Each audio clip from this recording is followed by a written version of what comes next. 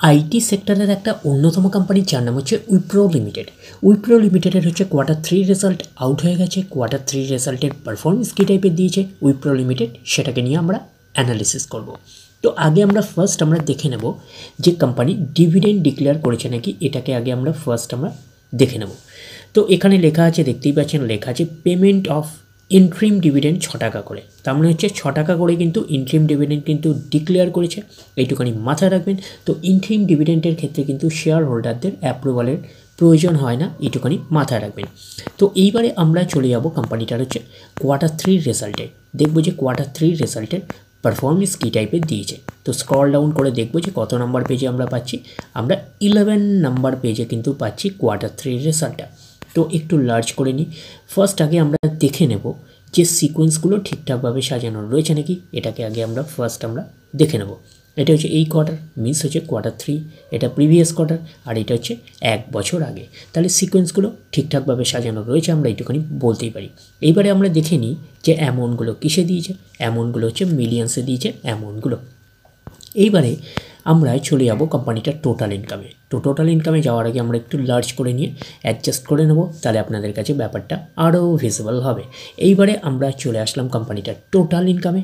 পাচ্ছি কি এই কোয়ার্টার মিলস হচ্ছে কোয়ার্টার 3তে 2,33,229। প্রিভিয়াস কোয়ার্টারে ছিল কত 2,32,635, এবং 1 বছর আগে ছিল 2,28,030। তাহলে 1 বছর আগে 2,28,030টা এখন কত হয়ে গেছে 2,33,229। তাহলে আমরা বলবো ইয়ার অন ইয়ার বেসিস কিন্তু জাম্প রয়েছে টোটাল ইনকামে। প্রিভিয়াস কোয়ার্টারে ছিল কত 2,32,635, সেটা হয়ে গেল এই কোয়ার্টার, মিনস হচ্ছে কোয়ার্টার 3তে হয়ে গেল কত 2,33,229। তাহলে আমরা বলবো কোয়ার্টার অন কোয়ার্টার বেসিসও কিন্তু জাম্প রয়েছে টোটাল ইনকামে। তো ন্যাচারাল ব্যাপার, আমরা জানি যে ইনকাম করতে গেলে কোম্পানিকে এক্সপেন্সেস করতেই হবে।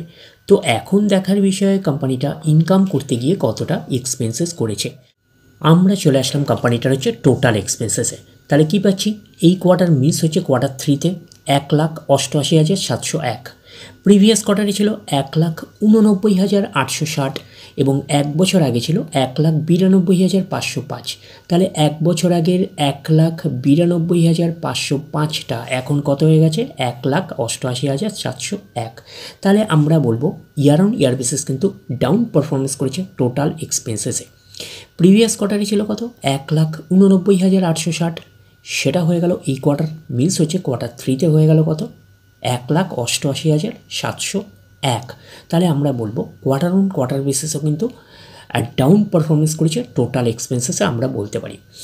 তো এইবারে আমরা বের করব কি, এইবারে আমরা বের করব হচ্ছে অপারেটিং প্রফিট। কী করে বের করব, টোটাল ইনকাম থেকে টোটাল এক্সপেন্সেস আমরা বাদ দেবো।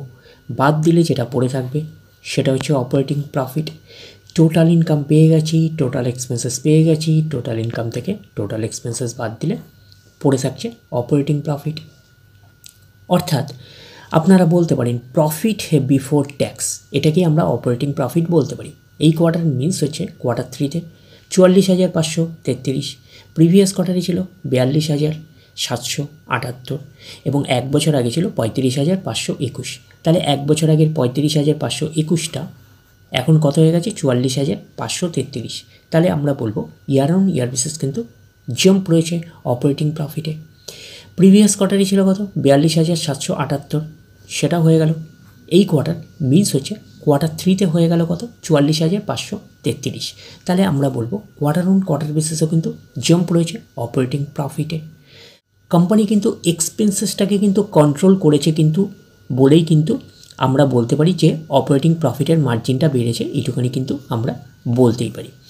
তো অপারেটিং প্রফিটটাই নিশ্চয়ই কোম্পানির মেইন প্রফিট নয়। তারপরে কি করতে হবে, তারপরে হচ্ছে গভর্নমেন্টকে ট্যাক্স পে করতে হবে। গভর্নমেন্টকে ট্যাক্স পে করার পরে কোম্পানির কাছে যেটা পড়ে থাকবে সেটা কোম্পানির ফাইনাল প্রফিট বা নেট প্রফিট হিসাবে আমরা কনসিডার করতেই পারি। তাহলে আমরা পাচ্ছি প্রফিট ফর দ্য পিরিয়ড, এটাকেই আমরা নেট প্রফিট বলতে পারি, এটাকেই আমরা ফাইনাল প্রফিট বলতে পারি। এই কোয়ার্টার মিনস হচ্ছে কোয়ার্টার 3তে 33,667, প্রিভিয়াস কোয়ার্টারে ছিল 32,266, এবং 1 বছর আগে ছিল 27,006। তাহলে 1 বছর আগে 27,006টা এখন কত হয়ে গেছে 33,667। তাহলে আমরা বলবো ইয়ার অন ইয়ার বেসিস কিন্তু জাম্প রয়েছে নেট প্রফিটে। প্রিভিয়াস কোয়ার্টারই ছিল কত 32,266, সেটা হয়ে গেল এই কোয়ার্টার, মিনস হচ্ছে কোয়ার্টার 3তে হয়ে গেল কত 33,667। তাহলে আমরা বলবো কোয়ার্টার অন কোয়ার্টার বেসিসেও কিন্তু জাম্প রয়েছে নেট প্রফিটে। তো এইবারে আমরা চলে যাব কোম্পানিটার হচ্ছে ইপিএসে অর্থাৎ আর্নিং পার শেয়ারে, দেখব যে আর্নিং পার শেয়ারের অবস্থান কীরকম রয়েছে। তো আমরা চলে আসলাম ইপিএসে অর্থাৎ আর্নিং পার শেয়ারে। এই কোয়ার্টার মিনস হচ্ছে কোয়ার্টার 3তে 3.21, প্রিভিয়াস কোয়ার্টারই ছিল 3.07 এবং এক বছর আগে ছিল 2.58। তাহলে এক বছর আগের 2.58টা এখন কত হয়ে গেছে 3.21। তাহলে আমরা বলবো ইয়ার অন ইয়ার বেসিস কিন্তু জাম্প রয়েছে ইপিএসে অর্থাৎ আর্নিং পার শেয়ারে। প্রিভিয়াস কোয়ার্টারই ছিল কত 3.07, সেটা হয়ে গেল এই কোয়ার্টার, মিনস হচ্ছে কোয়ার্টার 3তে হয়ে গেল কত 3.21। তাহলে আমরা বলবো কোয়ার্টার অন কোয়ার্টার বেসিসেও কিন্তু জাম্প রয়েছে ইপিএসে অর্থাৎ আর্নিং পার শেয়ারে। তো ন্যাচারাল ব্যাপার আমরা জানি যে নেট প্রফিটের রিফ্লেকশনটা ইপিএসে পাই, তো নেট প্রফিটের রিফ্লেকশনটা আমরা ইপিএসে পেয়েছি।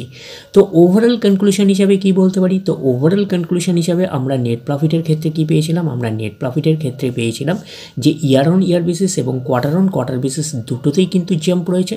তো কোম্পানি এক্সপেন্সেসটাকে কিন্তু কন্ট্রোল করেছে বলে কিন্তু নেট প্রফিটের মার্জিনটা বেড়েছে, আমরা এইটুখানি বলতেই পারি।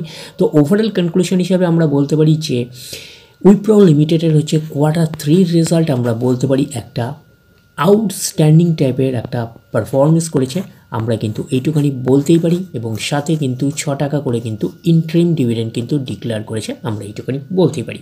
তাহলে ওভারঅল ভিউটা আপনাদের কাছে ক্লিয়ার। তাহলে এই অবধি, নেক্সট ভিডিওতে আবার আপনাদের সাথে আমার দেখা হচ্ছে। ধন্যবাদ।